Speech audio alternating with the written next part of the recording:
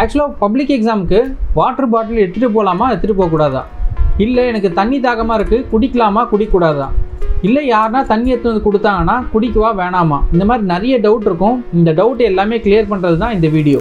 ஆக்சுவலாக public exam பார்த்தீங்கன்னு வச்சுக்கோங்களேன், உங்களுக்கு வாட்டர் பாட்டில் அலோவ் பண்ணுறாங்க. ஆனால் என்ன மாதிரி வாட்டர் பாட்டில் நீங்கள் எடுத்துகிட்டு போகலாம் அப்படின்னு பார்த்தீங்கன்னா டிரான்ஸ்பரண்ட்டாக இருக்கணும். அந்த வாட்டர் பாட்டில் டிரான்ஸ்பரண்ட்டாக இருந்துச்சுன்னா உங்களுக்கு அந்த வாட்டர் பாட்டில் அலோவ் பண்ணுவாங்க. எந்த கம்பெனியோட லேபிளும் அதில் ஒட்டிருக்கக்கூடாது.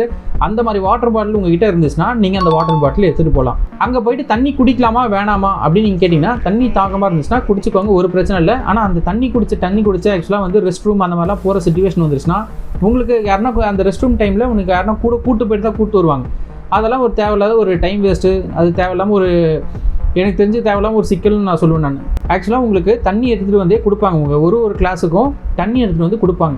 என்னோட அட்வைஸ் நான் என்ன சொல்லுவேன்னா, அவங்க கொடுக்குற தண்ணியை நீங்கள் வாங்கி குடிக்காதீங்க அப்படின்றதான் என்னோட அட்வைஸாக நான் சொல்லுவேன். நான் ஏன் அப்படின்னு சொல்லி பார்த்தீங்கன்னா, இப்போ வந்து அவங்க ஒரு வாட்டர் பாட்டிலில் தண்ணி பிடிச்சி கொண்டு வராங்க. ஆக்சுவலாக உங்களுக்கு உடம்பு சரியாமல் போகிறதுக்கு மெயின் ரீசன் எதுவாக இருக்குன்னா அந்த வாட்டர் தான் ஆக்சுவலாக ப்ராப்ளமாக இருக்குது.